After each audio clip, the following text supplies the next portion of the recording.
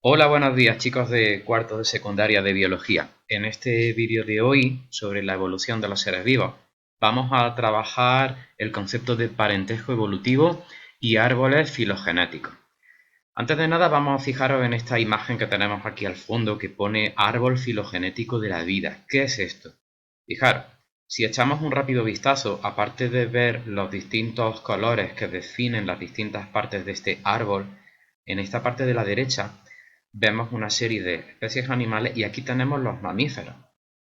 Y si nos damos cuenta, en función del código de color que han usado aquí para englobar a todas estas especies animales, anfibios, peces, equinodermos, reptiles, aves, etcétera, ¿vale? Parece ser, por el código de color que han usado y por el lugar de este árbol en el que nos han situado, que todo este tipo de especies están emparentadas entre sí de alguna manera y también deberíamos aplicarnos eso a nosotros los mamíferos. Si nos seguimos moviendo por el árbol tenemos aquí otro color y dentro de él aparecen los llamados hongos. Aquí a la izquierda tenemos otro color y dentro de él aparecen las plantas. ¿De acuerdo? En principio no hay ninguna relación entre plantas, hongos y resto de seres vivos, pero si nos desplazamos hacia abajo, vemos que las ramas de este árbol van confluyendo en esta parte común llamada protoctistas, y aquí tenemos algas verdes, pardas, rojas, protozoos, ¿de acuerdo? Lo cual da a entender que este tipo de seres vivos tienen algo que hace que los de arriba puedan estar, digámoslo así, emparentados, más lejos o más cerca entre sí.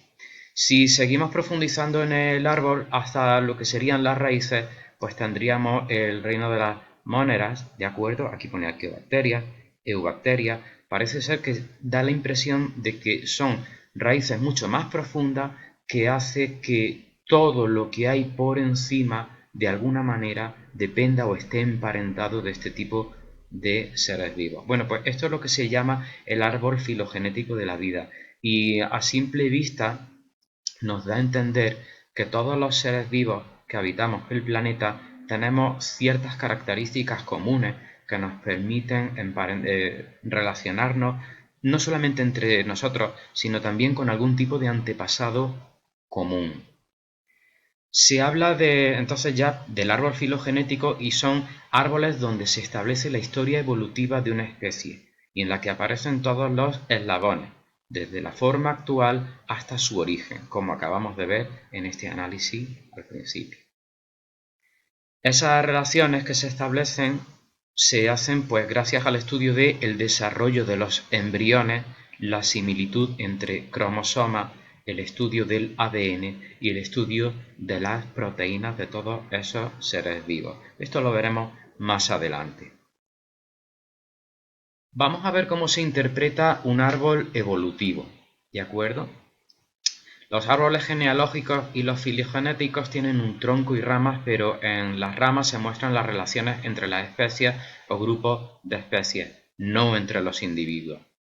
Las especies o grupos de especies se asocian en función de los caracteres que comparten, es decir, los que tienen en común. Cuantos más caracteres en común haya, se supone un mayor parentesco. Pues veamos este árbol filogenético que tenemos aquí. ¿De acuerdo? Y empezamos por la parte del inicio del antepasado común. La raíz del árbol representa siempre un ancestro común. ¿De acuerdo? Luego, el atún, la lagartija, el canguro, la ardilla y el ser humano, que son especies o seres vivos que encontramos en la actualidad, parece ser que todos provienen de un cierto antepasado común y en principio no hay ninguna similitud entre ellos. Veamos el siguiente punto. A medida que se sube por el árbol, desde la raíz hasta las puntas de las ramas, se avanza en el tiempo. Eso significa, esto es una escala temporal y por tanto desde el antepasado común hasta la actualidad tiene que haber pasado la suficiente cantidad de tiempo como para de un único ser vivo poder tener toda esta variedad que tenemos aquí. Las uniones entre las ramas, los nodos son esto, indican ancestros comunes y las puntas de las ramas representan descendientes de aquellos ancestros, como estamos viendo en este grafo. En las ramas que se representan hasta el borde superior, la punta se corresponde con grupos actuales, como acabamos de ver, y finalmente, cada rama terminal se refiere a una especie o a un grupo de especies. ¿De acuerdo? Fijaros en estos puntos rojos que vamos encontrando aquí en las distintas ramificaciones del árbol filogenético. A partir del antepasado común y después de un tiempo de evolución, supuestamente hubo un elemento que fue la aparición de cráneo, de acuerdo, que hizo que todas estas especies se diferencien de todas las demás. El atún, la lagartija, el canguro, la ardilla y el ser humano, todos tienen en común que poseen cráneo. Si vamos viendo más diferencias entre ellos, esto de 4 extremidades significa que lo que diferencia la lagartija del canguro, la ardilla, el humano del atún, es que este grupo de aquí poseen 4 extremidades, mientras que este no. Con lo cual empezamos a ver cómo podemos distinguir dentro del árbol filogenético unas especies de otras.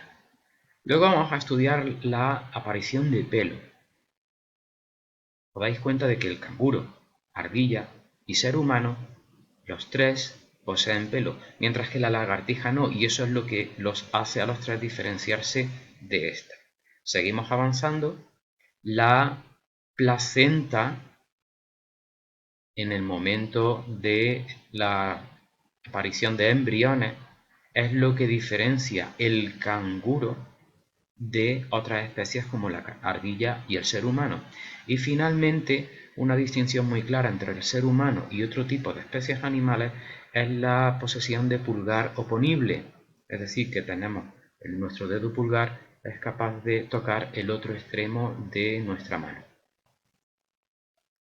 Vemos, por tanto, que el estudio de características empieza a partir de características muy generales